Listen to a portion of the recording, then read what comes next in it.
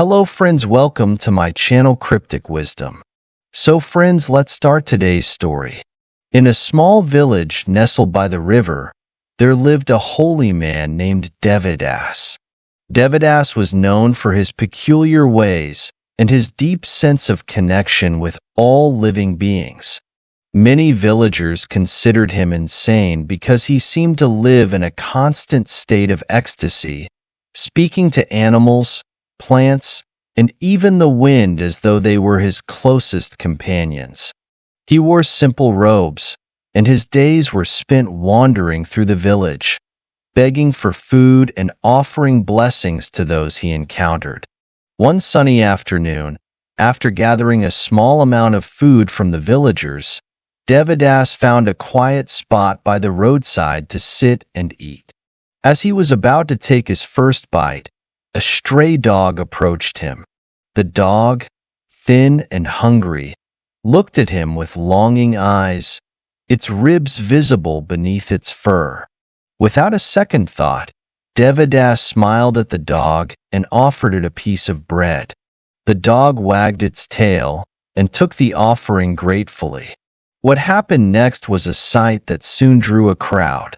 Devadas would take a morsel of food for himself, then offer an equal share to the dog, as though the two were old friends sharing a meal.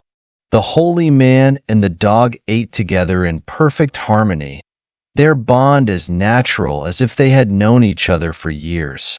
The villagers, curious and amused, gathered around to witness this strange scene, whispering among themselves about the holy man's odd behavior.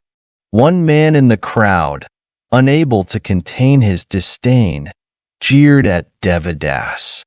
"Look at this madman," he shouted. "He's so crazy he can't even tell the difference between a human being and a dog. What kind of holy man is this?" The crowd laughed, finding humor in the situation. But Devadas, unaffected by their mockery, continued feeding the dog with the same gentle smile on his face. When he had finished his meal, he looked up at the man who had insulted him and spoke in a calm, clear voice. "Why do you laugh, my friend? Can you not see Vishnu seated with Vishnu? Vishnu is being fed, and Vishnu is doing the feeding. So why do you laugh, O Vishnu?" The crowd fell silent, puzzled by his words.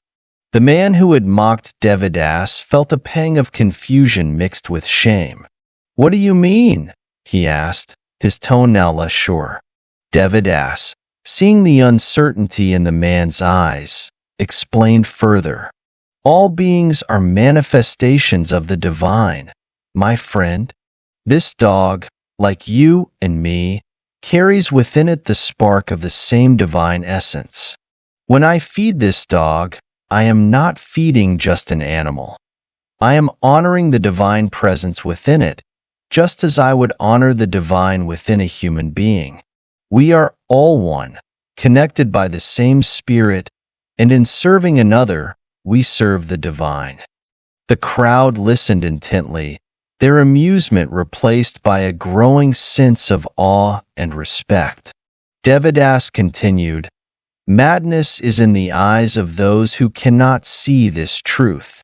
True wisdom lies in recognizing the divine in all creatures, great and small. When you learn to see the world this way, you will realize that every act of kindness, no matter how small, is an act of devotion to the divine." The man who had jeered felt his heart soften. He realized that the holy man, far from being insane, possessed a wisdom that he himself had not yet grasped. He bowed his head in respect and said, "Forgive me, Holy One. I was blind to your wisdom. I see now that the divine is present in all beings, and I thank you for opening my eyes." Devadas smiled gently and placed a hand on the man's shoulder. "There is nothing to forgive, my friend. We all learn in our own time. The important thing is that you have seen the truth today. Carry it with you and let it guide your actions." As the crowd dispersed, many of them left with a newfound sense of understanding. The story of Devadas and the dog spread throughout the village, and people began to treat all living beings with greater compassion and respect. The holy man, once regarded as mad, was now seen as a true sage, and his teachings inspired the villagers to live with kindness and reverence for all life. The story teaches us that true wisdom lies in recognizing the divine presence within all beings, regardless of their form. Compassion and kindness should not be limited by appearances or species. Rather, they should extend to all creatures. By seeing the divine in every living being, we learn to treat the world with love and respect, understanding that in serving others, we are serving the divine itself.